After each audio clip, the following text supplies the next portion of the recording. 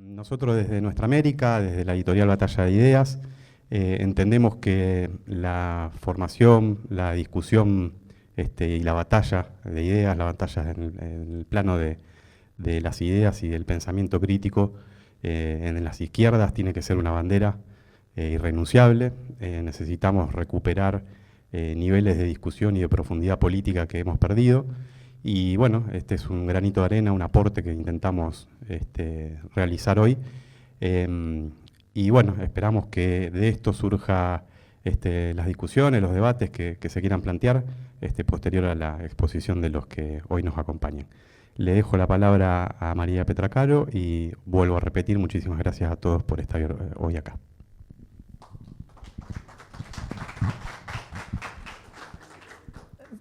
Sí. Justo le iba a decir a Emilia que se olvidó de agradecer que el Consejo Municipal ha declarado de interés la presentación de este libro, así que agradecemos a las compañeras y los compañeros de Ciudad Futura, que son quienes han presentado el proyecto y se ha aprobado, porque bueno, es sumamente importante para todos esta declaración.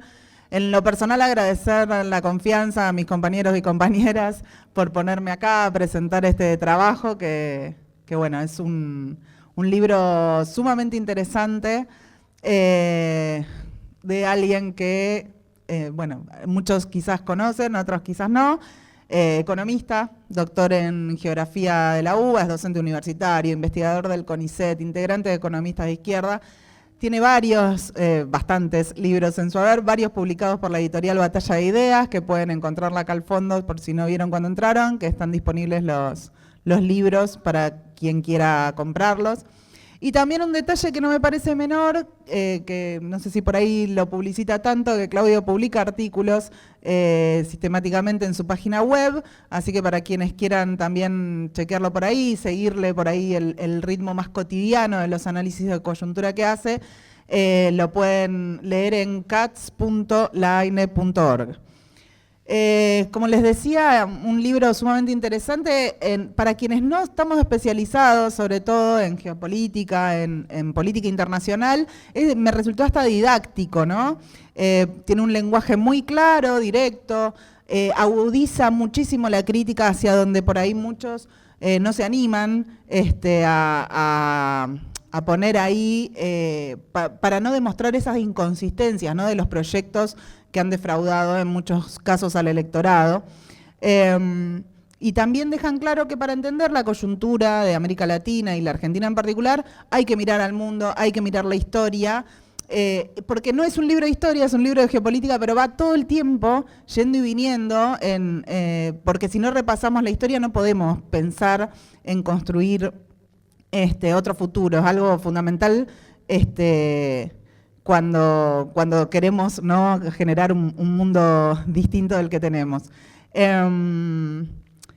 También para entender la encrucijada que da título al libro, ¿no?, en la que está América Latina, Claudio mira la historia del siglo XX, pero también la más reciente, obviamente, y es un libro que tiene muchísima actualidad y que a pesar de eso, porque en algunos puntos uno piensa, bueno, lo escribió a principios de 2004, o se publicó a principios de 2004, y hay algunas cosas que parecen, pero no pierde actualidad, porque lo que hace es dar un pantallazo y generar una serie o explicitar algunos conceptos y demás que nos permiten seguir leyendo esto que pasa con una clave, yo lo denominaba una brújula, como para seguir leyendo esa realidad.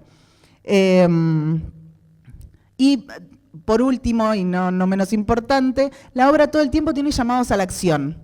Creo que llama la atención, apunta, señala, subraya, explica para que pensemos cómo llevar adelante la acción, que es lo que necesitamos, ¿no?, en tiempos en que sentimos que hay una falta de reacción popular, y bueno, y durante la charla seguramente Claudio lo va a profundizar un poco más.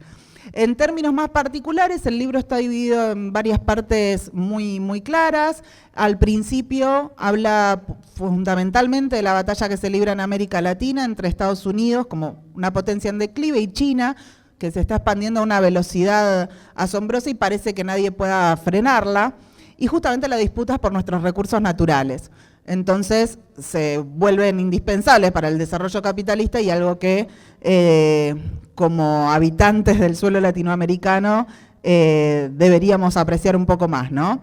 Bueno, ahí historiza un poco, como decía antes, la historia de la doctrina Monroe, su efectividad actual o no tan efectividad, y la explicación del programa chino, ¿no? Y de qué manera está interviniendo China a nivel mundial también, pero en la región en particular.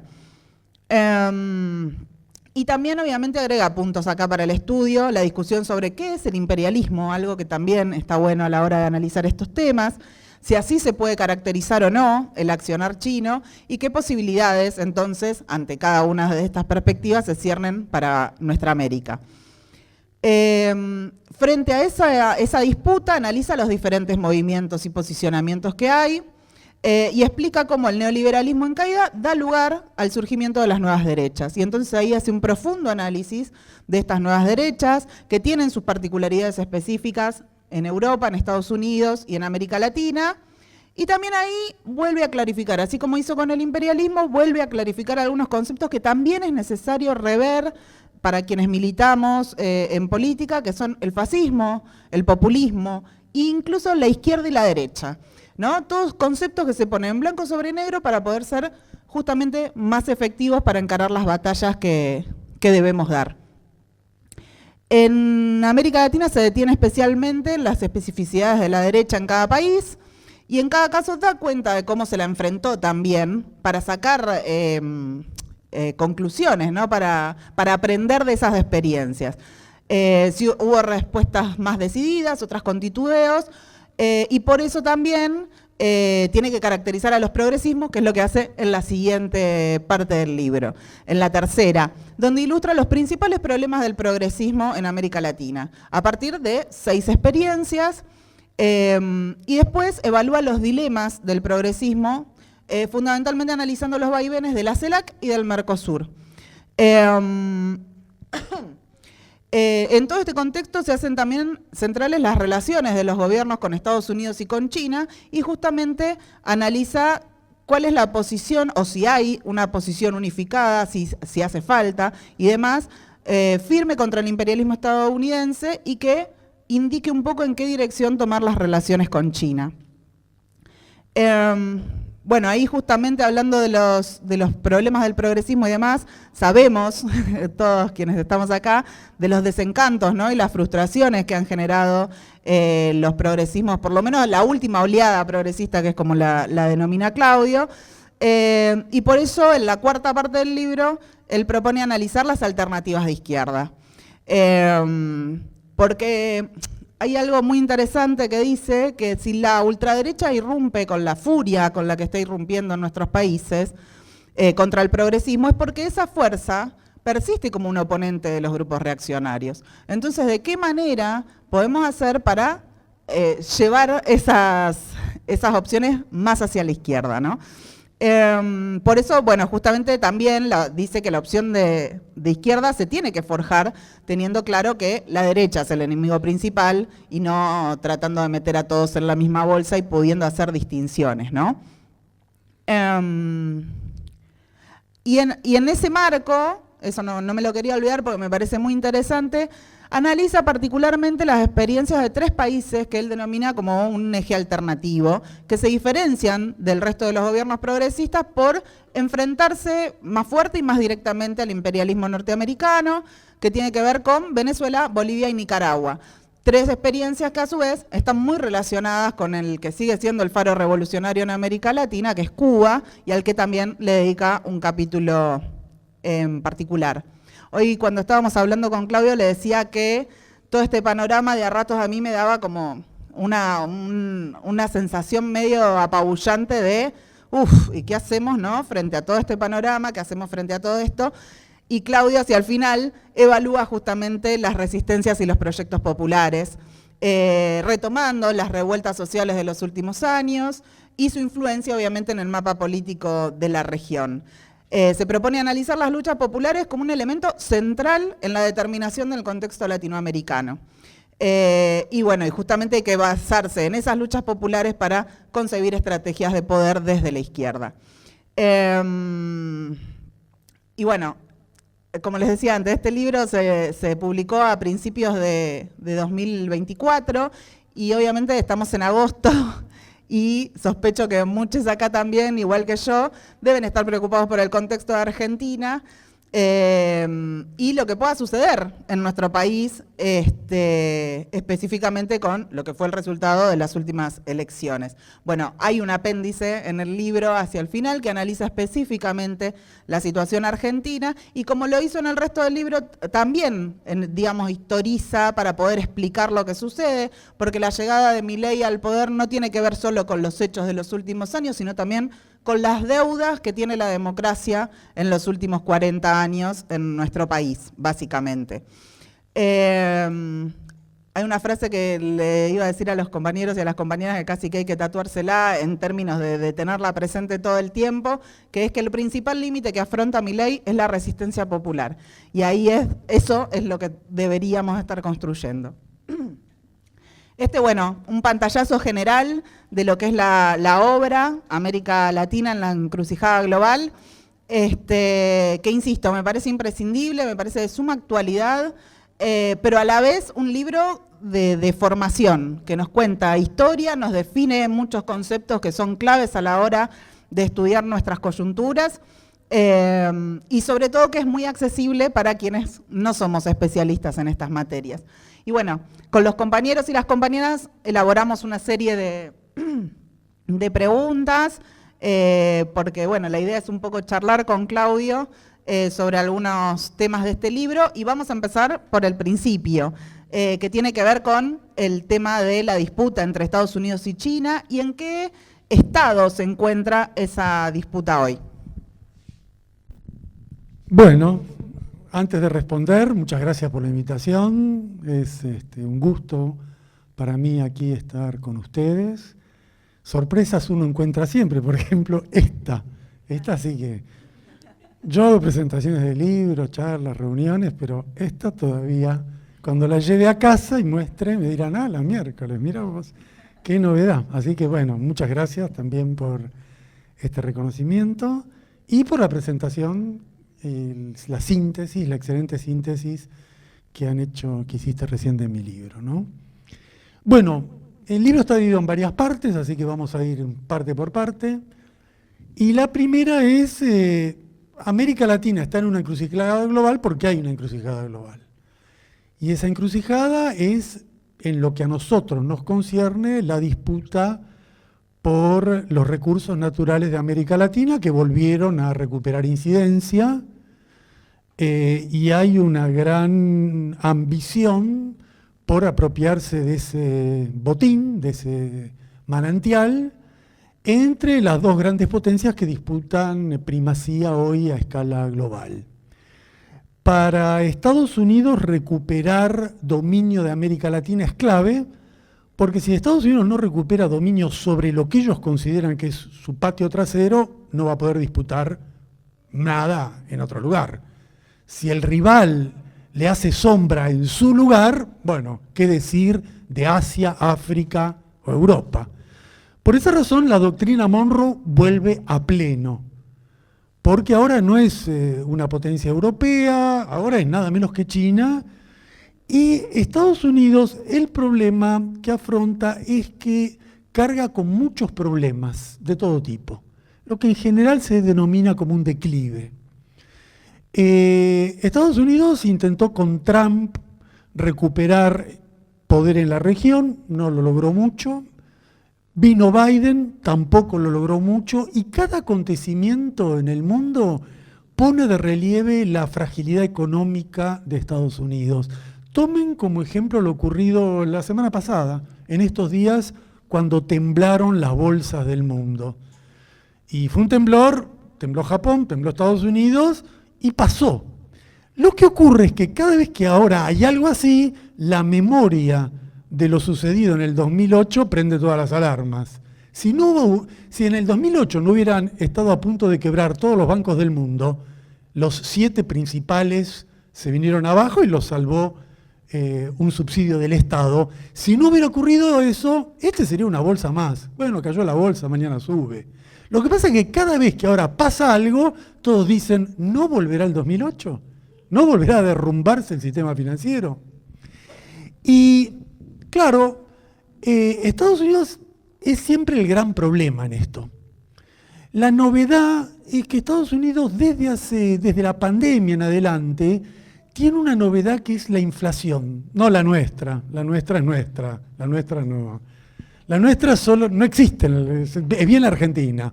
Ellos tienen un problema porque tuvieron una tasa de inflación del 5% anual hace 2-3 años y ahora tienen del 2,5%. Claro, uno se ríe, es lo que nosotros tenemos todos los días, pero para la principal potencia del mundo y el funcionamiento de la economía global, eso es un problema. Y es un problema que todavía los economistas no logran entender por qué ocurre.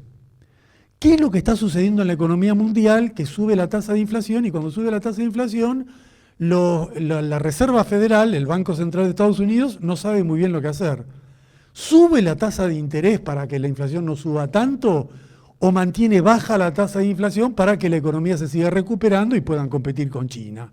Un día la suben, otro día la bajan, un día la suben, otro día la bajan, no se ponen de acuerdo y como no se ponen de acuerdo hay una sensación de los que apuestan a la bolsa de que el conductor de todo esto no sabe muy bien para dónde va, ¿no? En eso sí es argentino, ahí sí se parece, la ausencia de un timón es bien nuestro. Y Estados Unidos tiene un problema porque nuevamente en esta caída fuerte de los precios de las acciones, lo que cayó más fueron las acciones tecnológicas, nada menos que Amazon, Microsoft, las grandes. Y acá la gran pregunta es, ¿no hay de nuevo una burbuja tecnológica? Es decir, de nuevo nos está ocurriendo algo que sucedió ya varias veces en Estados Unidos, que hay una apuesta masiva de inversiones, ahora a la inteligencia artificial, y después los negocios de la inteligencia artificial no son redituables en función de todo lo que se está invirtiendo. Porque todavía no se sabe muy bien para qué va a servir económicamente. Seguro que va a servir para espiarnos a todos nosotros, de eso pueden estar tranquilos, que cada vez que prenden el teléfono le dan más datos a ellos, sea en el mejor de los casos para que les vendan algo, sea en el peor de los casos para que los sigan y le pasen a los servicios de inteligencia las pistas, ¿no? Pero económicamente va a servir para que la economía crezca, para que haya más productividad, para que Estados Unidos pueda competir. Bueno, eso no se sabe. Y como eso no se sabe, las acciones suben y cuando suben, bajan. Segunda duda reciente que hay en la economía mundial. El gasto militar, que empezó de nuevo en la guerra de Ucrania, que es, Europa está en punta. Europa aceptó todo lo que Estados Unidos le dijo, fue a la guerra de Ucrania, entró en la OTAN y subió del presupuesto militar un cachito, un gasto enorme. Estados Unidos gasta mucho, ni que hablar lo que se está gastando ahora en la masacre de los palestinos. Bueno, la pregunta no humanitaria, la pregunta que se hacen los corredores de bolsa, ¿ese efecto del gasto militar va a empujar la economía o va a retraer la economía? Nunca se sabe. En ciertas circunstancias la lleva adelante, en otras la aplana. Tercer gran interrogante, en la crisis climática, el nivel de tensiones, ya negar esto, solo Milei puede negar esto. Únicamente un delirante así puede decir que negacionismo puro no hay, ¿no? Todos los días hay una sequía, un incendio, una inundación terribles en todo el mundo, ellos dicen que no hay nada. Pero los que se dedican a la bolsa dicen, ojo con esto, ojo, porque ¿qué quiere decir? Que en un día de mañana, el 2023 fue el año de récords de acontecimientos climáticos inmanejables. Bueno, ¿y qué efecto va a tener esto sobre la economía? Porque cada vez que se produce una inundación como la de Porto Alegre, toda una región del país queda hundida literalmente. Entonces, ¿qué pasa con un efecto climático fuerte sobre los negocios del mundo capitalista? Pregunta. Cuando hay preguntas, uno duda y en la bolsa baja. Quinta pregunta. A Estados Unidos no le está yendo muy bien con el dólar como moneda mundial, porque cada día que va pasando, Rusia zafó de las sanciones, hizo un mayor acuerdo con China, un mayor acuerdo con la India, y cada vez más están manejando monedas paralelas al dólar, con una gran novedad. Por primera vez, Arabia Saudita, nada menos que Arabia Saudita, los petrodólares, la mano derecha de Estados Unidos en el mundo financiero, le dio un guiño al bando contrario y va a ingresar a los BRICS, ¿no? Argentina se pierde el negocio porque Milei es un genio en materia, es realmente un hombre que tiene una gran perspectiva para el futuro, ¿no? Los que pueden comprar los productos argentinos, BRICS puros, ¿a quién le vamos a vender soja, grano, carne? ¿A quién? A ellos. Justamente porque le vamos a vender a ellos, la Argentina dice ellos, no, BRICS no nos interesa, ¿no? Salvo Milei, todo el mundo le interesa ir a los BRICS, salvo Milei, todos. ¿Y a quién le interesa? Al aliado tradicional más fuerte de Estados Unidos, Arabia Saudita, que dice, ojo, si Estados Unidos sigue así, más bien yo me voy aproximando al otro campo. Entonces hay un problema también para el dólar, porque Lula también dice, bueno, y vamos armando una moneda que sea paralela al dólar. Claro, ¿quién dice que no? ¿Quién está fascinado con la dolarización en el mundo? Una sola persona. ¿Dónde está esa persona? Acá. O sea, ¿quién es el hombre que ha decidido ir a contramano? Cosa que ocurre, él dice, no, vamos contra. Arabia Saudita dice, vayámonos yendo por la duda del dólar. Milei dice, no, yo soy Argentina, yo no solo sigo, yo voy a convertir a toda la Argentina en una economía dolarizada, para ir junto con la tendencia del mundo. Bueno, en síntesis, Estados Unidos atraviesa problemas más agudos que el resto, y por esa razón es que necesita recuperar, sea como sea, control de América Latina. Si te va mal, agárrate de lo que tenés. ¿Qué tenés? América Latina. El problema es que esta vez le tocó pulsear con una potencia que le juega de una manera que desconcierta, que es China. ¿Y por qué desconcierta? Porque tradicionalmente las potencias, ¿cómo se enfrentaban? Empieza la rivalidad económica, cada vez es más fuerte, no se ponen de acuerdo, las dos son potencias militares, empiezan a jugar fuerzas militares y el que es más fuerte gana. Pero China no hace eso. China dice, no, yo voy a hacer solo negocios. No me meto en geopolítica, no me meto en acciones militares, y yo en América Latina voy a hacer algo distinto a lo que haces vos. Vos que haces Estados Unidos, tenés la Cuarta Flota, las embajadas, la CIA, la DEA, la guerra contra el terrorismo, tenés todo. China dice, yo no participo de eso. Yo vendo, compro, hago inversiones. Y esto está desconcertando a Estados Unidos porque China está encontrando un camino para penetrar la economía latinoamericana simplemente con mayor productividad. Por eso ellos tienen la ruta de la seda y Estados Unidos desde hace 10 años quiere armarle un proyecto paralelo que se llama América Crece. Nadie sabe qué es América Crece, todo el mundo sabe cómo avanza la ruta de la seda. En el fondo hay un problema de productividad. La productividad china está avanzando, la productividad norteamericana no está avanzando. Estados Unidos está esperando una gran crisis financiera de China, le prende una vela todas las noches y la crisis cuando estalla es en Japón y en Estados Unidos, no en China. Entonces, el escenario en América Latina es escenario de una potencia imperial que no encuentra un camino y una potencia económica no imperial que sí encuentra un camino, y las dos afectan a América Latina, las dos, no una. ¿Estados Unidos cómo nos afecta? Bueno, ya es sabido, por donde ustedes quieran verlo nos afecta. ¿Por dónde nos afecta a China?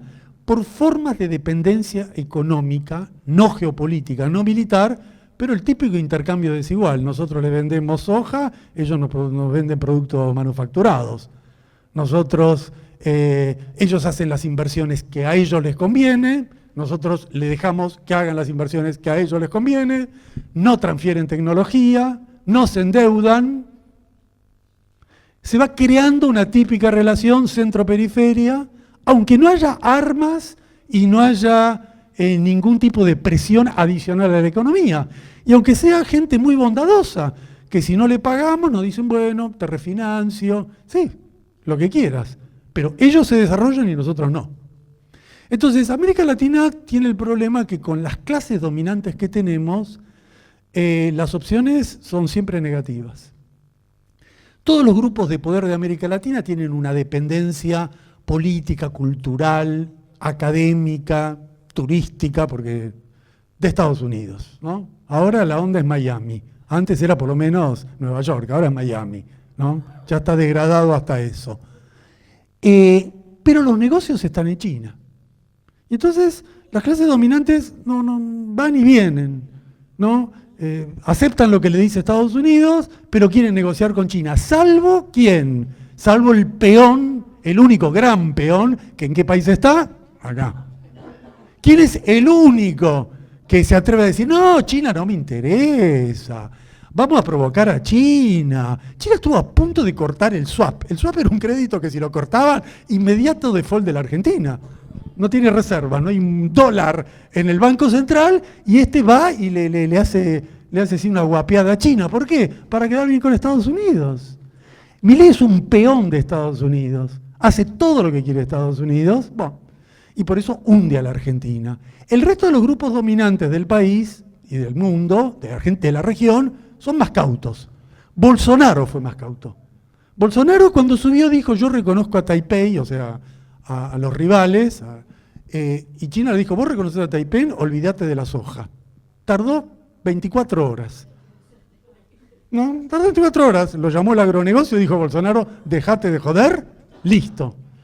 Milei, como no es Bolsonaro, ni siquiera es Bolsonaro, es un hombre no de la clase dominante, sino de Estados Unidos, sigue haciendo ese tipo de tonterías. A Bolsonaro no se le pasó por la cabeza irse de los BRICS. Jamás se le ocurrió decir, bueno, yo estoy en una sociedad con China, con la India, con Rusia, me voy a ir. Solo Milei se le puede decir, 6 países en el mundo invitados a los BRICS. Uno dice, no quiero. Bueno, quédate afuera.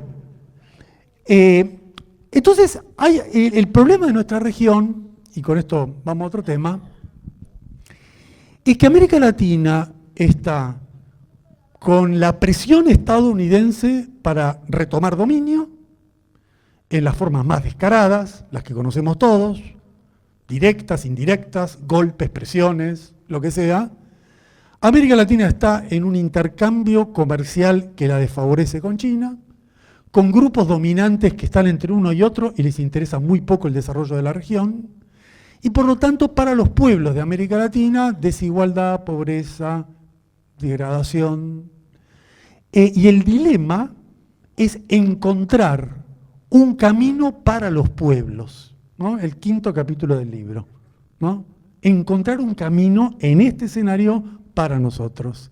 Si quieren saber eso, van a tener que aguantar hasta el final, porque solo al final le diremos cuál sería ese camino. Lo que por ahora sabemos es que estamos en un escenario donde nosotros volvemos a pesar y tenemos esta complejidad de una disputa en la cual podríamos intervenir de una forma favorable a nosotros si se espera hasta el último capítulo del libro. Si no se espera, lamentablemente América Latina está condenada a la desgracia, pero si se espera, en una de esas quizás hay una oportunidad.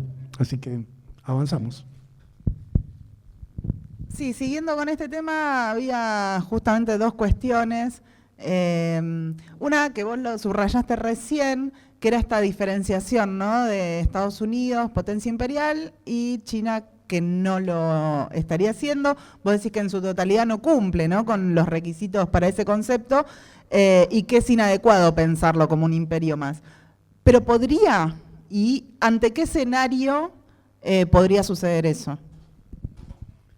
Bueno, eso ya sería meternos en otro tema. El curso de la disputa entre Estados Unidos y China está abierto, y cómo puede evolucionar China es uno de los interrogantes más complejos que hay, donde las respuestas siempre son muy fáciles y muy sencillas. China ya es un país capitalista, China va a decaer. Yo en esto creo que tenemos que ser sumamente cautos por una razón. Si yo le hubiera preguntado a cualquiera de los que está acá o a cualquiera de los que no está acá hace 25 años atrás, ¿quién va a ser la potencia que va a disputar con Estados Unidos? A nadie se le hubiera ocurrido decir China, a nadie. Ahora, si ha ocurrido un fenómeno tan sorprendente en un lapso histórico corto, 20, 30 años, bueno, seamos cautos con lo que está pasando ahí, porque ahí están ocurriendo fenómenos que probablemente no podemos comprender en su totalidad. China tiene un proceso interno bastante complejo. Yo diría que se puede sintetizar en la idea de que es un país que viene de una tradición, de un modelo socialista, que fue incorporando muchos rasgos del capitalismo, pero que se mueve en un escenario muy singular. El Estado no está en manos de los grupos capitalistas. Esta es la novedad de China. No es que Techin o Belgeroni o los Macri dominan el Estado chino en nombres chinos. Ahí hay una capa dominante, una organización, un partido, una burocracia, tiene muchas denominaciones posibles, pero que opera en forma autónoma. Entonces es un modelo muy específico, porque están los millonarios, están los poderosos, pero esos poderosos tienen economía pero no poder político. Y eso hace que China se mueva con una plasticidad donde no solo el negocio define. Y cada vez que China va a hacer algo en un país, el que lo define es el Estado y la cúpula del Estado, el Partido Comunista. Hace el negocio y llama a los capitalistas. Y dice, ustedes tienen que hacer o pueden hacer tal cosa. Y si no quieren hacer eso, no se hace. Eso es muy distinto a un empresario que va, abre un negocio y le dice al Estado, apóyame. Aquí la norma es otra, la fuerza es otra. Entonces, ¿cuál puede ser el devenir de eso? Está abierto y es un tema a estudiar. Muy bien. Como habíamos dicho antes, en la segunda parte del libro haces la caracterización en general de las derechas en el mundo y bueno, quisiéramos saber si podés resumirnos un poco todas esas posturas y las particularidades también que está teniendo estas nuevas derechas en Latinoamérica. Bueno, vamos a hablar de la derecha hablando de nosotros porque somos protagonistas, nosotros, el Papa, Messi, el Che, y ahora de nuevo, pero del otro costado, ¿no? Nos ha tocado nada menos que en esta oleada ultraderechista mundial tener una figura de peso. Y Milei es una figura no como Trump, como Meloni o como Le Pen, pero es una figura exótica vista con mucha atención en todo el mundo. Porque Milei tiene muchas cosas en común y varias distintas a esta oleada ultraderechista mundial. ¿Qué tiene en común? Bueno, lo que tiene en común es que captura el descontento de una gran parte de la población con la degradación económica, con el hastío en el sistema político, con la crisis económico-social, y la encausa en una especie de hostilidad contra sectores desamparados. Esto hace la derecha en todo el mundo, ¿no? ¿Quiénes son los culpables de la crisis en Europa? Los inmigrantes africanos y árabes. ¿Quiénes son los culpables de la crisis en Estados Unidos? Los mexicanos, los centroamericanos que vienen a cruzar la frontera. ¿Quiénes son los culpables de la crisis en Brasil? Los delincuentes, ¿no? Que han roto a la seguridad. ¿Quiénes son los culpables en la Argentina? No está dicho explícitamente, pero más o menos son los piqueteros. Lo que sea el mundo de los piqueteros. El pobre, el informal, el que no trabaja, el que rompió los códigos. Para la derecha, esa gente hay que acallarla, hay que sacarla, porque y todo con un discurso siempre, en eso Milei es muy parecido al resto de la ultraderecha, un discurso de rebelde, una pose contestataria, una actitud muy disruptiva, ¿no? El contestatario es él, igual que toda la derecha mundial, pero él comparte el proyecto estratégico de la derecha mundial, que es doblegar al movimiento popular. La derecha es la derecha. Hay gente que dice la derecha y la izquierda no existe más. Milei es la derecha porque quiere destruir los sindicatos, quiere destruir las organizaciones sociales y quiere destruir las organizaciones democráticas. Por eso es la derecha, porque es lo que siempre quiso hacer la derecha. Y Milei lo quiere hacer con más intensidad y más rapidez que todos sus antecesores. Eso quiere la derecha. Y se diferencia de la izquierda básicamente en eso. Y lo hace, al igual que en América Latina, con una gran venganza con el ciclo progresista anterior, ¿no? Todo lo que ocurrió en el ciclo anterior es una desgracia. Hay una especie de venganza contra todo lo que pasó en América Latina en el ciclo anterior y una decisión de evitar que se repita y que se profundice y que corrija los aspectos negativos. No, acá no son los aspectos negativos, acá es todo lo que hay que anular. Claro, Milei, ¿cómo definir a Milei y a la ultraderecha? A veces se usa el término fascismo, ¿no? Y es un término que a mí no me convence. Porque el fascismo fue Hitler, fue Mussolini. El fascismo se correspondía con el escenario de mitad del siglo pasado, que era un escenario de guerras mundiales, que era un escenario de avance o de amenaza del socialismo, y que era un escenario de regímenes políticos totalitarios. No es lo que está ocurriendo ahora. Yo creo que Milei, como todos sus colegas de la ultraderecha, se lo definiría bien como un autoritarismo reaccionario. A mí me gusta esta definición. Autoritarismo porque no cabe duda que quieren estrangular todos los elementos democráticos del régimen político. Todo lo que hay de democrático en el sistema actual sin salirse del sistema actual.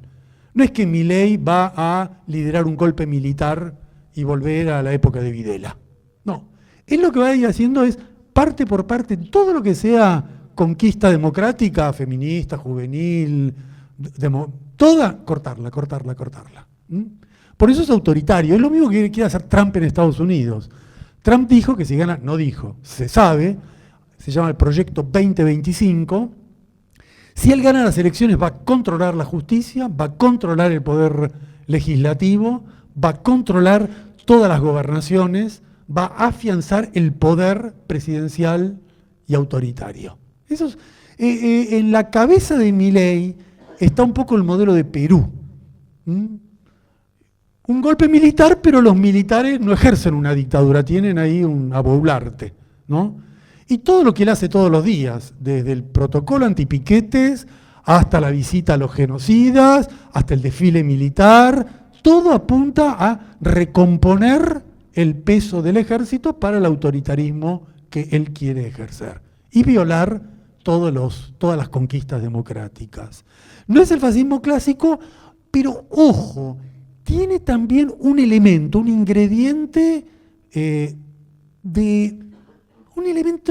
un guiño hacia acciones por ahora marginales de terrorismo. Por ejemplo, en los últimos 30 años, las acciones terroristas de la ultraderecha han sido más intensas y más trágicas que todo el yihadismo. Todo lo que se dice de los yihadistas no es nada al lado de las bombas que ha puesto esta gente en Estados Unidos, que además, como andan armados, cada 2 por 3 las milicias entran en algún lugar y disparan, porque todos son ex-marines, que vienen un poquito rayados de alguna guerra del mundo, y entonces disparan. Es ese mundo alocado de violencia de la ultraderecha, y esto genera mentes completamente desatadas. Por ejemplo, el atentado de Cristina, ¿no? Ya se sabe que parece que uno le escucha al muchacho parece un tipo loco. Pero ese tipo de alocados, de que puede agarrar una pistola e intentar disparar a un presidente, y de casualidad se salvó Cristina, es los que afloran en Estados Unidos todo el tiempo. Está ahí. ¿Y qué es esa gente? Esa gente es como un mundo que está ahí bordeando a la ultraderecha. No es la ultraderecha no es eso, los tienen ahí, ¿no? Funcionalmente para lo que necesiten. Entonces, hay una derecha muy autoritaria y una derecha que al mismo tiempo es reaccionaria. ¿Y por qué reaccionaria? Porque todos son nostálgicos de un pasado que seguramente fue en su imaginación floreciente. Por eso Trump dice hay que volver a hacer grande América, ese es su discurso. Como si en la época de gloria de Estados Unidos, los que hicieron el Brexit en Inglaterra están soñando con la época victoriana, y Milei, bueno, Vox en España está imaginando que volvemos al mundo de Colón, ¿no? Y por eso, ¿con quién disputan? Con los pueblos originarios. Ellos quieren volver a instaurar el Día de la Raza. Me parece increíble el término. 12 de octubre, Día de la raza superior. ¿Cuál es la raza superior? La raza europea, que es la identidad europea de la ultraderecha. La ultraderecha actual ya no es Alemania contra Francia, vamos a la guerra, no, es la Europa blanca, patriarcal, cristiana contra africanos, árabes, latinoamericanos. Y el Día de la Raza es ellos contra pueblos originarios. Esa gloria. Y Milei sueña con volver al fin del siglo XIX, la oligarquía, esa fantástica democracia que teníamos a principios del siglo XX, un puñado de la oligarquía enriqueciéndose con los granos y la carne argentina a costa del sufrimiento del grueso del país. Entonces, es autoritario y es reaccionario. La ultraderecha es eso. Y la ultraderecha tiene estas banderas ahora, son estas banderas que son el punitivismo, ¿no? El ladrón pobre tipo Bukele, lo metemos ahí en las cárceles y después los exhibimos, ¿no? Una cosa bien cruel, bien sádica. ¿Ven cómo maltratamos al delincuente pobre? Ahora eso sí, el narcotraficante que tiene un banco que le lava todo el dinero, que siga tranquilito, ahí no lo tocamos. El delito punitivo es para los pobres. El antifeminismo, la ultraderecha es antifeminista y lo era en forma virulenta hasta hace 24 horas en la Argentina, cuando descubrió, a ver cómo usamos esto, y van a ser profeministas durante 15 minutos. Cuando se agote este episodio, volverán a cerrar todos los institutos de defensa de la mujer y les va a importar 3 pepinos, como les sigue importando las mujeres golpeadas. Y la derecha actual es como un anticomunismo delirante, ¿no? Por ejemplo, para Trump, Biden es socialista. Entonces, ¿nosotros qué somos? Ahí me genera un gran interrogante sobre mí mismo, ¿no? Por ejemplo, habría que invitar al compañero Biden a que aquí haga una presentación del libro, a ver qué opina el compañero Biden sobre, ¿no? Bueno, para Milei, el comunismo está a pleno con Petro, con Lula y con López Obrador. Son la encarnación del manifiesto comunista. Entonces, hay obviamente, como todo lo de la ultraderecha, hay un componente de delirio, de posverdad, de irracionalidad total, así como también hay una bandera de nacionalismo ultrarreaccionario. En eso no es tanto Milei, es Villarruel. Hay matices, ¿no? La que encarna los valores de la dictadura es ella. Él encarna valores que son peores o mejores, o no se lo puede ver en esos términos, paralelos. La otra cara del asunto. Ahora, dicho esto, ¿en qué se diferencia Milei de todos los ultraderechistas del mundo? Yo diría que en 2 o 3 cosas, en 2 cosas.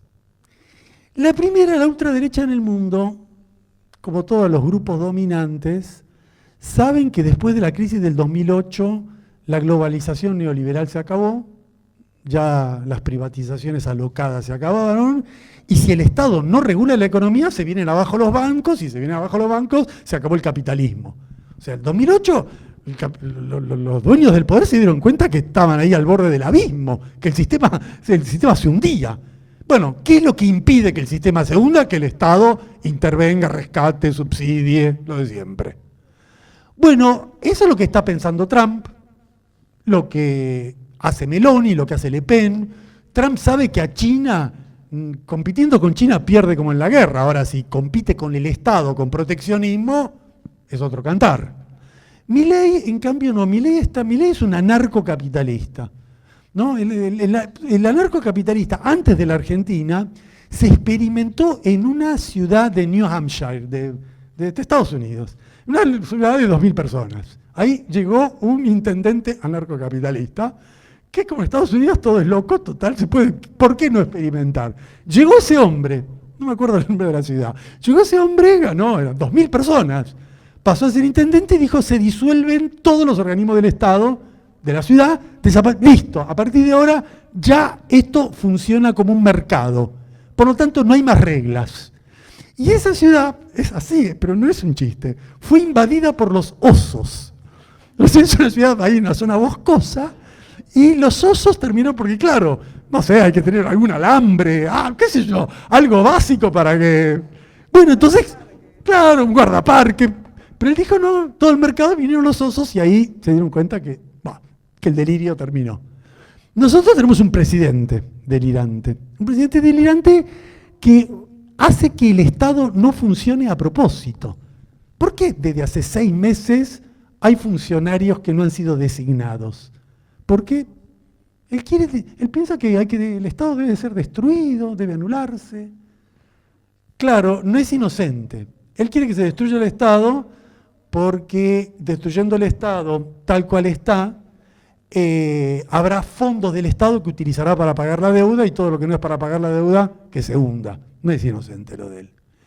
Pero la diferencia central de Milei con sus pares del mundo es que ninguno cree en la tontería del neoliberalismo. Ninguno. Ninguno piensa que viva el libre comercio, que vivan las privatizaciones y que todos compitan. Todos pueden tener un discurso de eso, pero una práctica de regulación estatal. Por eso hay una diferencia de política económica muy seria entre Milei y la ultraderecha.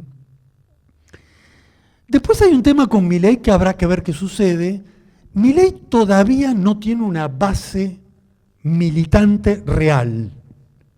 Ustedes vean, el partido de Trump, la ultraderecha en Estados Unidos ya lleva 20 años, desde el Tea Party hasta la Revolución Conservadora de Reagan.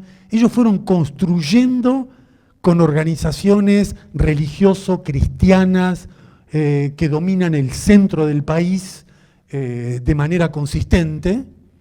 En cambio, lo mismo Bolsonaro, que tiene el ejército, que tiene el agronegocio, que tiene los pentecostales. Lo mismo Le Pen en Francia, que ha construido una derecha católica de largo plazo. Milei llegó ahora. Y Milei está construyendo esa fuerza. Por ahora construyó una fuerza pasiva, las encuestas. No construyó una fuerza militante. Milei no puede llamar una marcha con 100.000 personas, como sí hace Bolsonaro en Río de Janeiro.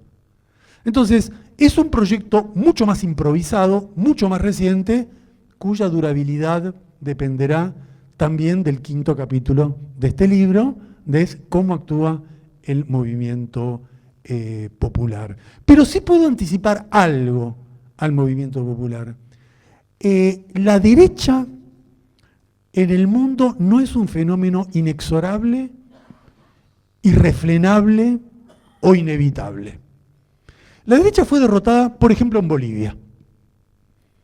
Intentaron un golpe, intentaron la secesión de Santa Cruz, dividir al país, y en un momento el gobierno de Arce los enfrentó y puso preso a Camacho, que es el líder de los grupos medio fascistas de Bolivia, y la tiene presa Áñez, que fue la golpista, y más o menos hay cierto control del ejército. Es decir, cuando se reacciona, si uno enfrenta a la derecha en los términos efectivos que se necesitan para doblegarla, la derecha cae. Segundo ejemplo, el golpe de Bolsonaro. Bolsonaro no pudo hacer el golpe militar que intentó. Y no porque hubo una reacción inmediata del sistema político, del PT, de la estructura que frenó eso. Y un ejemplo reciente, que es Francia, que para nosotros es importante, para la Argentina es importante. En Francia estaba cantado que ganaba Le Pen, solo se discutía por cuántos votos iba a ganar Le Pen e iba a haber un gobierno de ultraderecha en Francia, nada menos que ultraderecha. Y de repente se produjo la sorpresa general, y la sorpresa general fue que la izquierda hizo una gran elección y frenó a la ultraderecha. ¿Y cómo lo hizo? Bueno, primero en la calle. En la calle. Francia es un país tipo Argentina, con un gran movimiento social, con un gran movimiento sindical y con una gran costumbre de ir a la calle a protestar. Eso permitió crear un movimiento anti-Le Pen.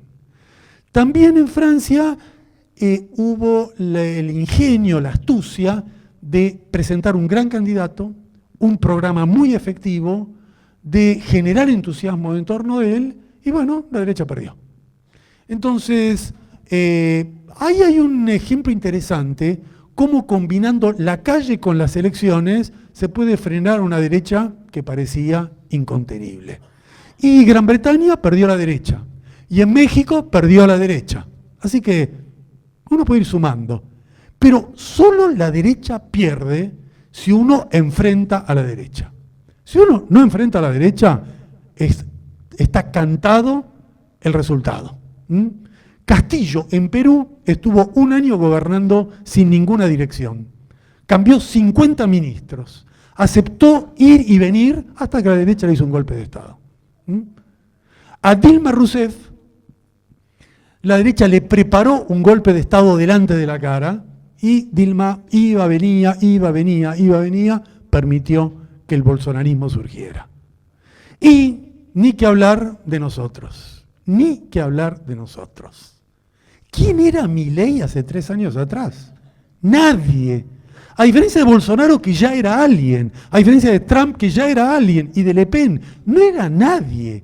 La única razón por la cual Milei es presidente es por el gobierno de Alberto Fernández. Después hablamos más en detalle, no solo Alberto Fernández, sino todo lo que rodeó a ese gobierno. Si no, es inexplicable que un hombre como Milei haya llegado a la presidencia. Por lo tanto, a la derecha se le puede ganar si uno sigue el camino de Bolivia, si uno sigue el camino de México, de Francia, y con la derecha vas a perder siempre si haces lo que se hizo en Perú, si haces lo que se hizo en Argentina. Entonces, no es que hay una oleada imparable, hay una oleada que uno puede frenar, contener y doblegar si está decidido a hacerlo y si tiene un proyecto alternativo que genere entusiasmo para lograr ese resultado. Bueno, basta. No. Igual vamos a seguir por ahí porque justamente recién hablabas de qué es lo que generó o quienes no enfrentaron a la derecha y qué es lo que pasó y quienes sí la enfrentaron qué. Bueno, justamente cuáles son las enseñanzas era la siguiente pregunta de la última ola, de la última oleada progresista en América Latina y qué dilemas está teniendo el progresismo hoy por hoy. Bueno, yo creo que la gran novedad de la época es que el tiempo se acortó. El gran cambio es ese. Ustedes se acuerdan, en la década pasada tuvimos 10 años, 15 años de tiempo. Venía un gobierno progresista, empezaba, iba, venía, y mientras tanto la derecha convencional se iba preparando. Pero a largo... ¿Se acuerdan que la derecha empezó más o menos con el agronegocio, con la crisis del campo? Pero se tomó ¿cuántos años hasta traducir eso en el gobierno de Macri? ¿Cuántos años llevó eso? 2008 hasta el 2015. O sea, mirá todo el tiempo. Bueno, hicieron manifestaciones, los medios de comunicación, las manifestaciones por Nisman, la diabolización del gobierno, pero fueron armando. Y así esta secuencia era igual en el resto de América Latina. Había un gobierno progresista, Lula, le van armando. Otro gobierno, le van armando. Eso concluyó. Lo que tenemos desde los últimos 3, 4 años, desde el 2019 en adelante, es un periodo muy corto. En el 2019 hubo sublevaciones populares, 2018, 2019, en Chile, en Bolivia, en Colombia, en Guatemala, y en todos lados, sublevaciones, éxito, gobiernos progresistas de nuevo. El tema es que cuando aparece un gobierno progresista de nuevo, la ultraderecha empieza a preparar el enfrentamiento a los 15 minutos. No le da ni un minuto de respiro. Y como no da un minuto de respiro, ahora las tensiones son mucho más extremas. Estamos en una nueva oleada progresista, difícil definirlo, pero yo diría que tenemos 2 tipos de dos tipos de procesos. Hay un conjunto, hay tres procesos donde hay una oleada progresista con presidentes que vuelven a despertar expectativas. Son el caso de López Obrador y Claudia en México, el caso de Lula en Brasil y el caso de Petro en Colombia. En los tres casos son gobiernos que, sin cumplir las promesas electorales tal cual, hay mejoras y hay una sensación general de la población que si apuntalan esos gobiernos impiden la llegada de la derecha. Esa es la razón principal por la cual se sostiene Lula. No es que Lula vuelve a crear la expectativa del primer Lula. Lo que ahora Lula crea es, ojo que si a este le va mal viene Bolsonaro. Así que apostemos, no queremos volver a Bolsonaro. Pero estos tipos de gobiernos mantienen esa expectativa que no es solo positiva, sino que es defensiva. Bueno, tenemos esto contra la ultraderecha. Pero hay otros casos donde la defraudación es muy grande. Ni que hablar de Alberto Fernández, de eso no tiene nombre. Pero hablemos, y Castillo fue como un experimento en Perú que no fue para ningún lado. Hay otro caso que hay que mirar bien, que es el caso de Boric en Chile. Boric realmente, si es hombre de izquierda, yo ya me resulta difícil definir. Ahí sí, le acepto que izquierda y derecha, yo no sé muy bien qué son. Porque la política de Boric es de un grado de sometimiento a los grupos dominantes de Chile y a las directivas de Estados Unidos que dejan a uno estupefacto. Empecemos por el país mismo.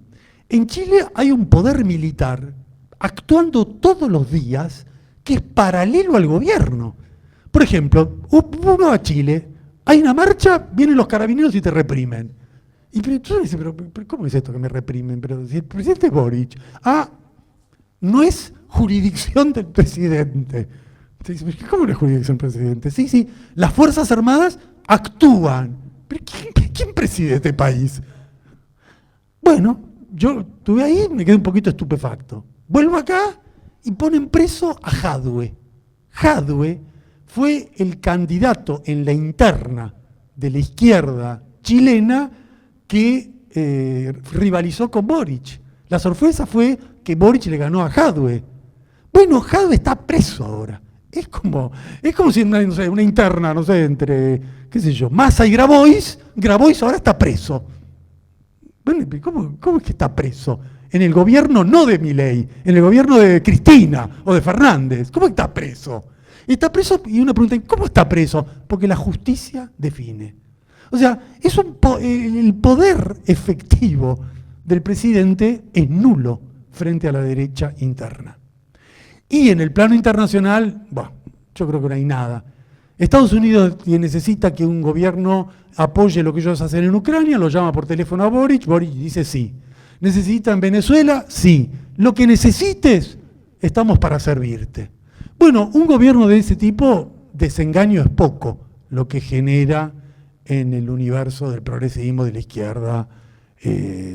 Por lo tanto, acá hay un tema, y es que el progresismo es el punto de partida para un proyecto popular. Si ese proyecto popular avanza, el progresismo se convierte en algo distinto a lo que fue originalmente. Un proyecto radical, un proyecto de izquierda, un proyecto popular efectivo. Si no avanza, ese progresismo retrocede y se convierte en una variante de los grupos conservadores. Alberto Fernández, Boric, Castillo podría ser, se convirtieron en eso. Y ahí está que el original es mejor que la copia. Cuando uno ve un gobierno que se decía progresista, que actúa como un gobierno conservador, bueno, voto al conservador. ¿Para qué voy a estar apuntalando a la copia cuando tengo el original? Balance clave para nosotros del progresismo latinoamericano es un tránsito hacia otra cosa. Y si esa otra cosa no se produce, volvemos para atrás. Vamos con esa otra cosa. Justamente a ver, voy a relacionar dos cuestiones. Por un lado, en principio, analizar las posibilidades de América Latina de tener una estrategia propia en esta encrucijada global y cómo eso se enlaza con las propuestas que vos haces hacia el final del libro de lineamientos políticos necesarios para América Latina en general, ¿no? Sí, pero antes de ir al quinto, que es ¿cuál sería? Vamos a hablar un poquito del cuarto, que es el más conflictivo de todos, ¿no? O sea, siempre hay que hablar de los temas difíciles, porque si uno viene y habla de los temas fáciles, no, hay que venir y hacer de uno mismo el desafío de hablar de lo que muchos no quieren hablar. Bueno, vamos a hablar un poco de eso. ¿De qué? De Venezuela. Porque el cuarto tema del libro son los gobiernos radicales, tienen muchas denominaciones, que no son el progresismo clásico. Revolucionarios, socialistas, ahí hay 4 que son muy distintos entre sí, Venezuela, Bolivia, Nicaragua y Cuba. Muy distintos entre sí, pero los 4 conforman el eje común del ALBA. No cabe duda que son distintos a Alberto Fernández y a Boric. ¿En qué se diferencia? Que Estados Unidos los quiere estrangular todos los días. Y al que más quiere estrangular es a Venezuela. ¿Por qué razón? Obvio, tienen el petróleo. En el libro yo analizo todo eso, pero esto no fue escrito antes de lo que hemos vivido en las últimas 2-3 semanas. ¿Y qué es lo que está pasando ahí? ¿Cómo me gustaría que, bueno, entre todos evaluemos, porque es algo que está sucediendo y que hay que hablarlo con la cautela de algo que no tuvimos el tiempo de procesarlo con detalle? ¿Qué ocurrió en la elección, efectivamente? Bueno, el gobierno dice que ganamos por el 51% contra el 44%, pero a diferencia de otras elecciones, la máquina, el sistema este tan efectivo que ellos tienen, que emite como un ticket automáticamente los resultados, sin abrir las papeletas, no funcionó. Entonces, hay un resultado general que sí, y hay un resultado que tiene que explicar el 51% por distrito, por provincia, por jurisdicción, que está bloqueado, trabado, no se sabe. Que es el que tiene que emitir el Consejo Nacional Electoral, que es como un poder independiente. Frente a esta incertidumbre, el gobierno dijo, bueno, muy bien, si eso no funciona, yo presento mis actas. O sea, yo voy con las actas que tengo del partido, que cada partido presente sus actas y verificamos por ese lado. El gobierno hizo, la oposición no, pero incluso eso no te resuelve el tema de qué está pasando con el sistema electoral. Pasan los días y no aparece ese número. La principal explicación que han dado los funcionarios del gobierno venezolano es que tuvieron un hackeo, le piratearon todo el sistema y lo inutilizaron. Es una especie de hackeo, una especie de guarimba informática, saturar las redes y bloquear el sistema. Y al bloquear el sistema es como que ensuciaron todo el sistema e impiden que se conozca efectivamente lo que dicen las actas. Primera pregunta, ¿es creíble o no es creíble esto? Mi opinión es que es creíble. Creíble quiere decir que no es que es, que podría ser lógico. ¿Por qué podría ser lógico? Porque si uno ve lo que está haciendo la inteligencia artificial en el mundo, esto no es nada. Le voy a dar un solo ejemplo. Israel hizo un contrato con Google. El contrato le permite a Israel acceder a toda la información personal de los 2 millones de personas que viven en Gaza. Eso le permite a Israel matar uno por uno a los que ellos seleccionan previamente que van a matar. Entonces hay un sistema que tiene un nombre, que es que Israel decide, yo voy a matar a este, porque supongo que es del Hamas. Después mato al hijo, después mato al hermano, después mato al vecino, después mato al cuñado. Y cada uno de los 40.000 muertos que hay en Gaza ahora, no es que ellos van y tiran una bomba y bueno, el que cae, cae. No es Hiroshima, tiramos y que pase lo que pase. Es un asesinato premeditado, hecho con inteligencia artificial y manejo de datos. Esto que le estoy contando, obviamente no lo inventé yo, lo denuncian gente que trabaja en Google, y claro, denunciaron esto, los echaron y hay un escándalo. Cuando está esa gran campaña para que las universidades rompan relaciones con Israel, es porque los contratos involucran estas cosas. Ahora, si Israel puede matar individualizando a cada uno de los tipos que están en Gaza con inteligencia artificial, ¿es factible que se haya anulado el sistema electoral venezolano? Y sí, por supuesto que sí. Claro que puede haber ocurrido. Así que hay algo que el gobierno dice que sucedió, el tiempo dirá. Yo diría que no ha informado acorde a lo que sucede. O sea, esto es creíble, pero yo tengo que ir dando día a día los datos, la información, la lógica de que esto está sucediendo. Si no, genero aumento la duda. Si yo digo, bueno, yo no puedo dar estos datos, están bloqueados así, de esta forma, y en estos días se ha averiguado tal cosa, bueno. Segundo, la oposición dice que todo esto se resuelve si aparecen las famosas actas que el Consejo Nacional Electoral no exhibe. Y dicen que el hackeo es una mentira, que aparezcan las actas. El problema es que incluso si el hackeo fuera una mentira, la derecha con las actas o sin las actas no reconoce nunca el triunfo del oficialismo. Entonces aquí hay una discusión un poquito rara, ya un poquito extraña, que es, solo si gano yo, la elección es legítima. Si gana el otro, la elección es un fraude. Ahora, si yo voy a una elección donde yo no puedo perder nunca, bueno, ahí hay una base, ahí hay un punto de partida un poco raro para una elección, porque la elección se supone que ganás vos. El chavismo nunca dijo, yo solo si yo gano. En Venezuela, en los últimos 24 años, hubo 35 elecciones. De esas 35 elecciones, el chavismo, el oficialismo perdió 2. Las 2 que perdió, dijo que perdí. La oposición, de las 35, dijo que 33 eran fraude. ¿Cuáles fueron las 2 que estuvieron bien, las que ellos ganaron? Entonces, ¿qué quiere decir? Que siempre que yo pierdo hay fraude. Bueno, es obvio que no se puede discutir en estos términos. No hay debate posible de nada, porque haga lo que haga. Suponete que el chavismo, vamos a hacer una imaginación, suponete que el gobierno de Maduro hubiera dicho, acá están las actas en el momento. ¿Dónde están estas actas? ¿Qué hubiera dicho la oposición en ese momento? Fraude. Fraude. Porque la palabra fraude está antes de que se haga la elección. Entonces, y después ya dicen que tienen el 60%, que ya ganaron las elecciones. Es menos creíble eso que lo que dice el oficialismo.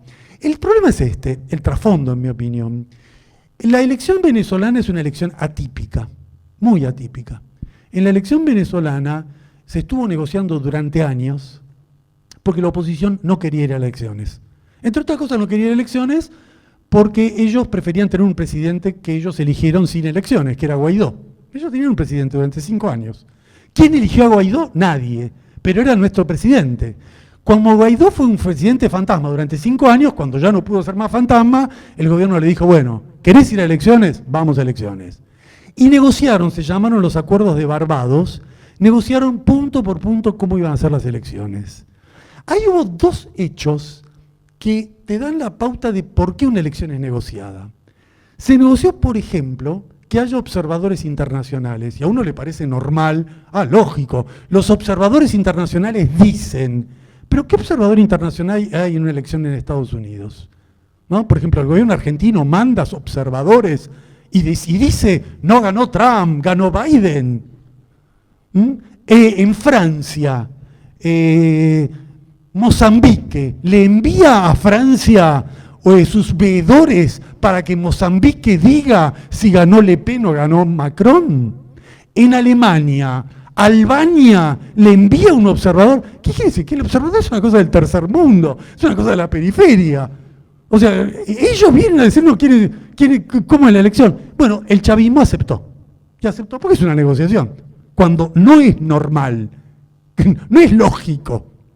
Segundo, ¿la derecha qué aceptó? La derecha aceptó, de hecho, que no voten los venezolanos en el exterior. Votaron muy poquitos. Y en toda la campaña electoral, ningún venezolano dijo que voten, que voten, que voten. ¿Por qué? Porque se había acordado eso. Es decir, yo te concedo observadores, vos me concedés, obviamente en el exterior iban a votar contra el gobierno, vos me concedés eso. Las elecciones en todo el mundo son así, son negociaciones, son acuerdos, es parte de la lógica electoral. El problema es que la derecha rompió estos acuerdos durante la campaña electoral. Primero la quiso poner a Corina Machado, que es como poner a un facho descarado como candidato, una mujer que está comprometida en todos los golpes de estados habidos y por haber. La derecha dejó de aceptar todo lo que había acordado en el Colegio Nacional Electoral y, de hecho, la derecha optó por retomar el golpismo. Se dio cuenta que no ganaba como ellos pensaban que ganaban. No se sabe efectivamente quién ganó, pero está claro que ellos se dieron cuenta que no la tenían como ellos pensaban. Eso no quiere decir que ganó el otro, pero que no era como. Entonces cuando se vieron que no era así, volvieron al golpe. ¿Y por qué? ¿Yo estoy diciendo que volvieron al golpe arbitrariamente? No. La derecha hizo un golpe en el 2002. Después hizo un paro petrolero. Después hizo un ataque militar desde Colombia. Después hizo la violencia callejera de las guarimbas. Después intentó un asesinato de Maduro con un dron. Después desembarcó tropas en la playa. Y después Trump les instauró 935 medidas de sanciones. Bueno, ahora la pregunta de nuevo. ¿Es creíble que la derecha intentó un golpe? Y sí, ¿cómo no va a ser creíble? Si no han hecho otra cosa que hacer golpes. Es súper creíble que están en un golpe. Y intentaron un golpe, intentaron la guarimba, de nuevo, tirar una estatua de Chávez, que el pueblo se subleva y tira una estatua de Chávez. No, es una guarimba, es la ultraderecha en acción. Con un acompañamiento de la prensa internacional que empezó a decir, obviamente con toda naturalidad, que Venezuela es una dictadura. La pregunta es la siguiente: dictadura es dictadura, no es lo que a mí se me ocurra. La dictadura requiere que un poder constitucional sea reemplazado por un poder militar. ¿Dónde hay dictadura? Por ejemplo, en Perú. Perú había un presidente. ¿Dónde hubo dictadura? Áñez, en Bolivia. Eso es una dictadura. Ahora, ¿dónde está la dictadura en Venezuela? Ahí hay un presidente. ¿No te gusta el presidente? Que no te guste el presidente no lo convierte en una dictadura. La idea de que el sistema electoral venezolano es una farsa porque vos perdés, pero es un sistema electoral más democrático que muchos otros. Por ejemplo, en Estados Unidos, si yo gano la elección, pero no gano el colegio electoral, yo perdí la elección. En Estados Unidos la elección es así. No es que la mayoría vota y gana, no. Mayoría de estados contra mayoría de estados. Entonces puedo tener la mayoría de los votos y si en el colegio electoral no da, el presidente es otro. Eso, en España, ¿cómo es una elección? Como en todos lados, con la diferencia que hay una monarquía. O sea, es una elección sujeta al arbitraje de una monarquía. En Francia y en Gran Bretaña la distorsión de las circunscripciones es tan grande que el que gana una circunscripción termina ganando todo sin tener la mayoría. Por lo tanto, en todos los países los niveles de distorsión electoral son enormes. Y agarrarse con el venezolano. Segundo, es una dictadura porque hay 6 millones de venezolanos en el exterior. Entonces yo tendría que decir que Uruguay es una dictadura porque tiene 1 millón en el exterior. Uruguay tiene más ciudadanos nacidos en su país fuera que Venezuela. ¿Y por qué se van los uruguayos? ¿Por la dictadura? Se van por la razón básica que se va una persona en un país, porque busca comer mejor, vivir. Hay 35 millones de mexicanos en Estados Unidos. ¿Es una dictadura? No es una dictadura. La gente se va porque se va, por razones obvias. Yo creo que la estrategia, la buena noticia hasta ahora, es que la estrategia golpista ha fracasado. Y ha fracasado por una razón muy simple. Los venezolanos no quieren violencia. La violencia esta de la derecha ha provocado... si Maduro ganó efectivamente, ganó porque hay mucho miedo a lo que haría Corina en el gobierno. O sea, tienen miedo de la ultraderecha. Tienen miedo, saben que son grupos fachos. hay un deseo de paz, y eso explica en parte los resultados. También debe haber jugado otros factores, la recomposición económica, la mejora de la seguridad, tienen que haber influido en el resultado electoral, pero lo que nosotros no podemos hacer es analizar a Venezuela olvidándonos del petróleo. Es absurdo, es ridículo. Es lo mismo que analizar, ¿qué opina usted de las elecciones en Irak, en Arabia Saudita y en Libia? ¿No? ¿Cuál es el interés de la democracia en estos países? Lo único que le importa al mundo es quién se queda con el petróleo. Por eso, una vez que se invadió Irak y se destruyó Irak, nadie, si yo le pregunto a ustedes, porque yo no lo sé, ¿quién es el presidente de Irak? Nadie tiene la menor idea. ¿Cómo se llama el presidente de Libia? Y había uno, Gaddafi, y el de ahora, nadie. Y si cae Maduro, y pasan los años, ¿alguien va a saber? Una vez que se privatice PDVSA y le regalen el petróleo a los norteamericanos, ¿alguien va a saber quién es el presidente de Venezuela? Nadie. Entonces, lo que hay es, sumado a que Maduro dijo que Venezuela entra a los BRICS, nada menos ni nada menos, es evidente que el petróleo es lo que está en el trasfondo de ese problema, y por lo tanto yo situaría la elección de Venezuela en ese contexto. Para nosotros es clave, para nosotros los argentinos, si Milei llega al gobierno, Corina, porque el otro no existe. El Edmundo que era un agente de la CIA, un hombre de los escuadrones de la muerte en El Salvador, no existe porque no puede ni hablar. Es un peor que Biden está de deteriorado. Ahí es Corina, y Corina, si llega Corina, llega Milei. No, Corina es exactamente Milei. Así que imaginemos nosotros, si tenemos un Milei también en Venezuela, los efectos que eso nos entraña para nosotros. Por lo tanto, yo creo que hay que evaluar todos estos elementos, hay que entender que hay una gran conciencia de defensiva del bloque progresista. Lula, López Obrador y Petro saben todo lo que yo les estoy diciendo, ¿no? Ellos son perfectamente conscientes de esto. Saben los efectos que tendría un gobierno de Milei en Argentina y otro gobierno de Milei en Venezuela.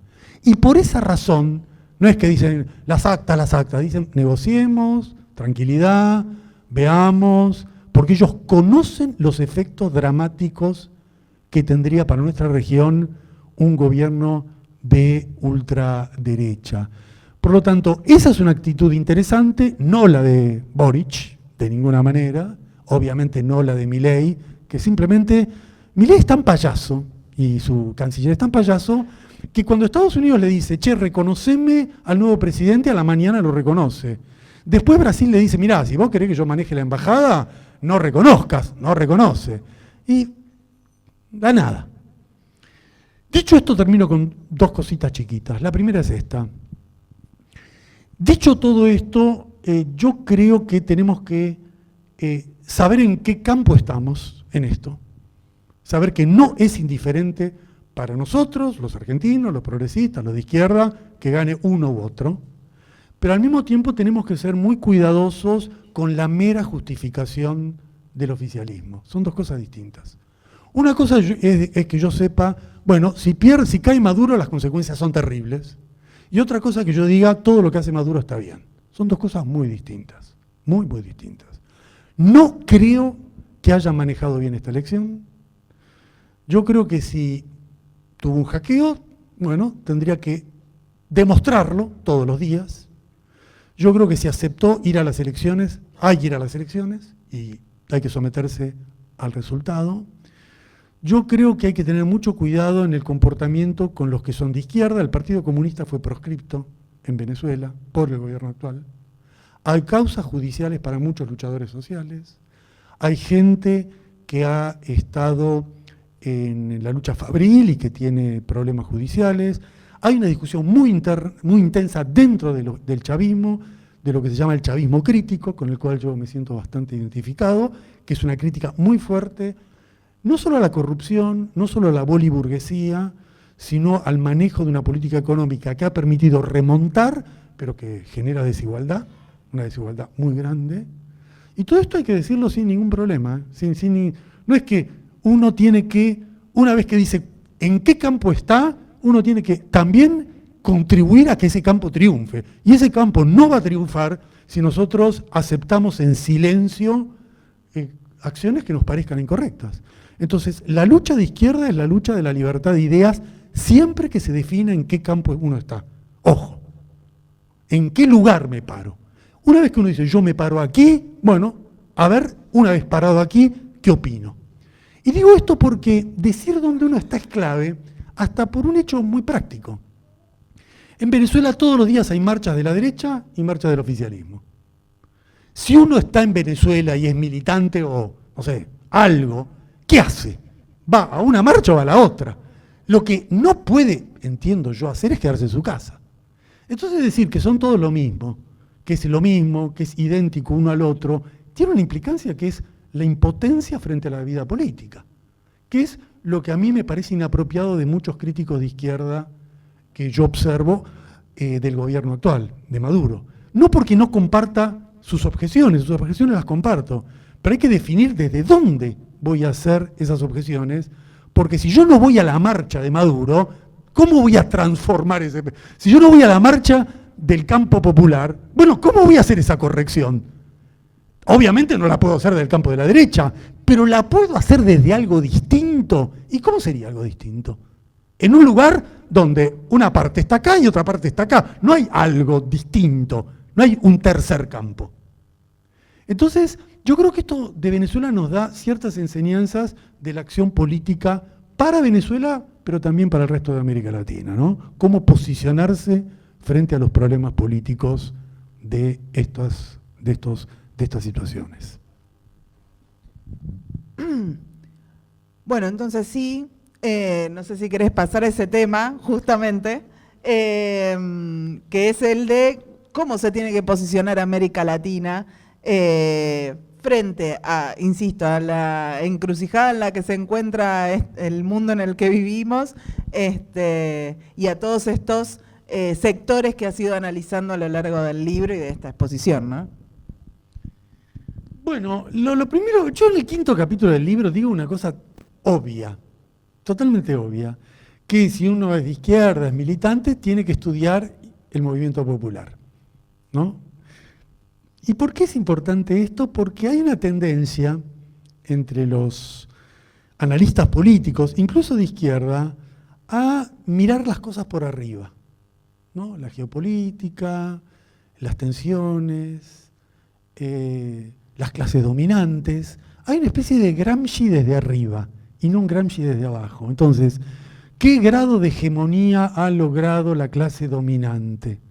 Mucha hegemonía, poca hegemonía. ¿Qué le pasa a las clases subalternas? Término que Gramsci usó porque estaba preso. ¿Qué quiere decir subalterno? ¿Que me agacho la cabeza? Yo soy un trabajador, no soy un subalterno. O sea, ¿qué ocurre? Que hay una tendencia a acostumbrarse a la geopolítica y no estudiar lo que ocurre en el movimiento popular. El capítulo mío estudia eso y yo parto de analizar la diferencia entre lo que es una rebelión y una revolución. En América Latina, desde hace varias décadas, tenemos rebeliones, no revoluciones. La rebelión es un levantamiento popular, como tuvimos desde el Caracazo en adelante, el 2001, desde el 2019 en adelante, donde irrumpe el movimiento desde abajo, pero sin la dinámica de construir un poder popular paralelo que desafíe al Estado y que presente la posibilidad de la toma del poder.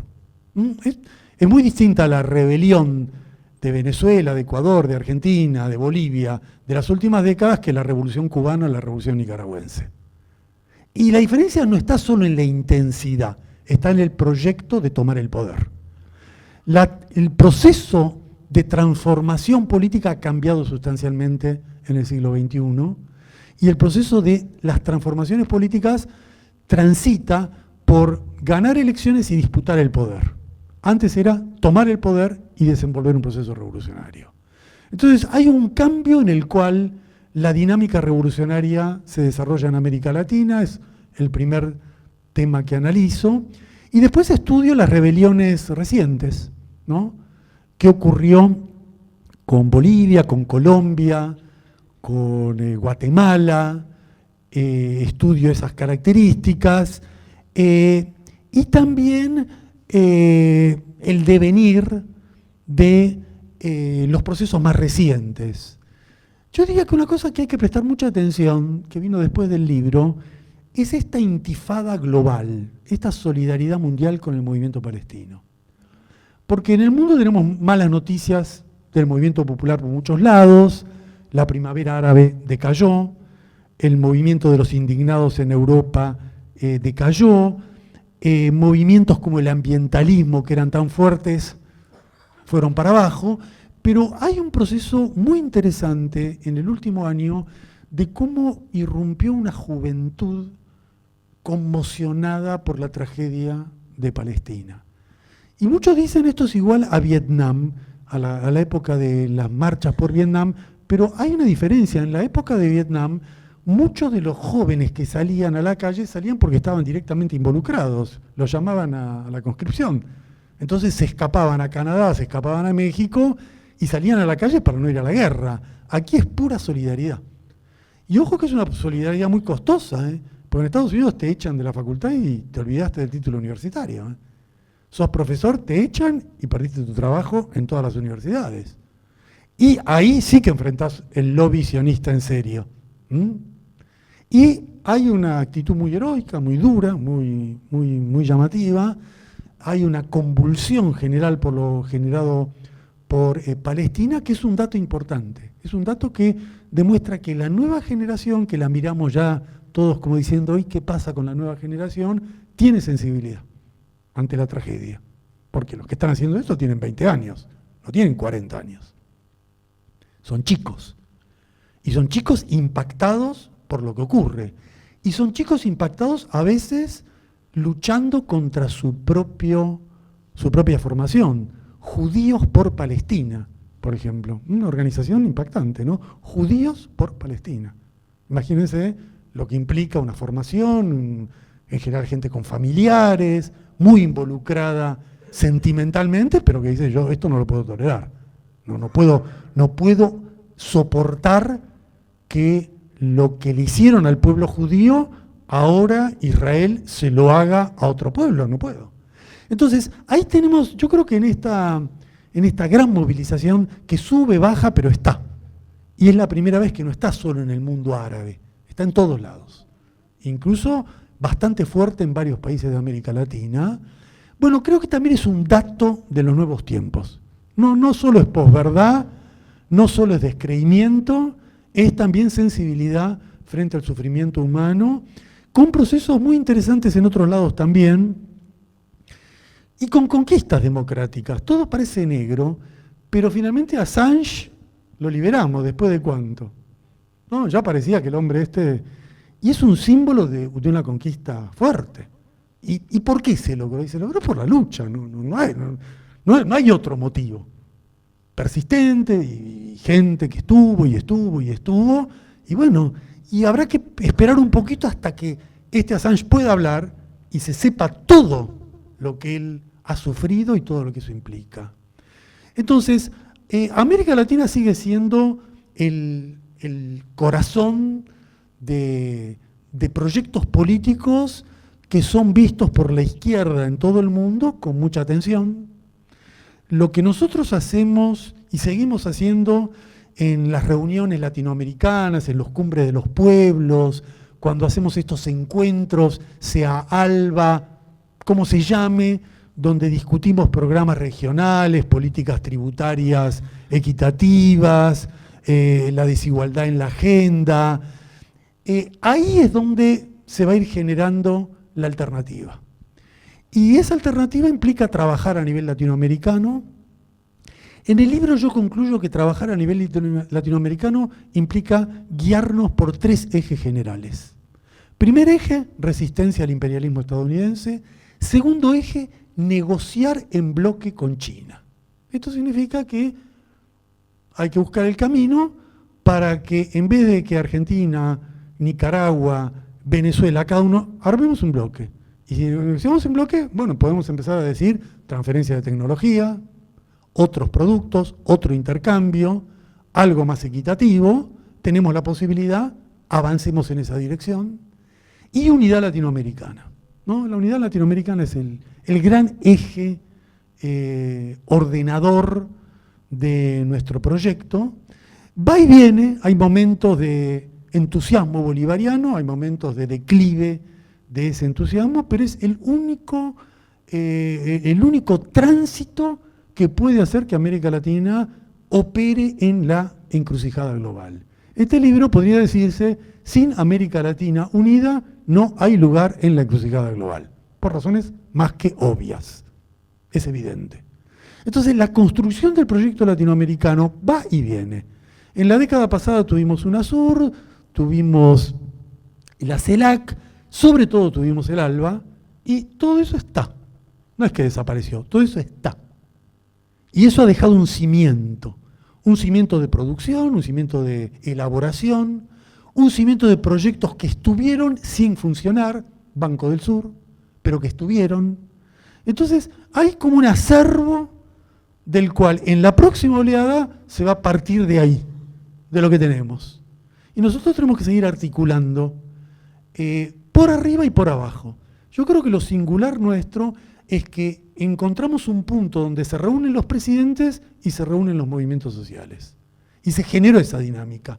Cumbre por arriba, cumbre por abajo. A veces los presidentes iban a la de abajo, a veces los de abajo iban a la de arriba, dependía. Pero hemos instaurado eso. Eso no existe en ninguna parte del mundo. Es Latinoamérica pura. Y habla de la fuerza de la construcción de movimientos sociales. ¿Por qué es importante? Porque en Europa todo fue por arriba. No es que la Unión Europea se armó por abajo. Nada, no existe por abajo, nada. Aquí todo es un poco por arriba, un poco por abajo. En África, ahora hay una punta interesante, estos gobiernos del Sahel, quizás un chavismo africano, no lo sabemos muy bien, quizás sí, pero no hay una articulación de ninguna manera. En Asia tampoco. Es decir, América Latina, por eso los europeos, la izquierda europea, Mélenchon, Podemos, cuando están por hacer algo, vienen a América Latina y aprenden de aquí. Y todo el programa de Mélenchon en Francia viene de acá. Y todo lo que intentó Podemos en España vino de acá. Quiere decir que acá tenemos el laboratorio del futuro de la izquierda en el mundo. Y tenemos que ser conscientes que nos ha tocado ese mérito, esa ventaja. Y eso está. No desapareció. Está. Lo tenemos. Solo atravesamos un momento, uno de los tantos, de ida y vuelta. Y termino con esto. Ese proyecto incluye algo que tampoco valoramos lo suficiente y que en otras partes sí miran con atención, que ese proyecto, sin ser explícita, categórica y manifiestamente socialista, siempre da lugar al socialismo. Y esto también es importante. Uno puede autoproclamarse socialista, puede decir que es socialista, puede mantenerlo por ahí, pero está abierto a que el futuro del mundo es el socialismo. Y esta es otra ventaja de América Latina. La palabra socialismo en la izquierda, en el progresismo, es una palabra natural, una de las tantas que circulan. No es que ha sido expulsada del léxico, no es que ha sido abandonada. ¿Y por qué es importante? Bueno, porque hay un ideal futuro. Porque quiere decir que tenemos en la cabeza que una sociedad de igualdad, de justicia, de democracia, se puede construir erradicando el capitalismo. ¿Y esto por qué es importante? Porque Milei también tiene un ideal, el mercado perfecto. Y Milei transmite que él cree en eso. Y mucha gente cree en Milei porque ve que él cree en eso. Y Milei probablemente en su delirio cree en eso porque es un proyecto delirante, porque no existe la sociedad mercantil. Es imposible, ¿no? Ninguna sociedad en la historia ha funcionado ni podría funcionar porque los hombres entre sí no se reúnen a través del mercado. No es que ustedes vinieron acá porque van a pensar en obtener un beneficio mercantil, o yo porque voy a ganar algo. Venimos porque tenemos un ideal. Entonces, ese espíritu de ideales comunitarios sí es un proyecto de futuro, sí tiene antecedentes y sí corresponde a la naturaleza humana. Entonces, el socialismo está presente, el socialismo es posible, el socialismo está en este libro, el socialismo está entre mis ideales y espero que el libro les guste y espero que cuando lean el libro sepan que yo lo escribí pensando en el socialismo. Nada más.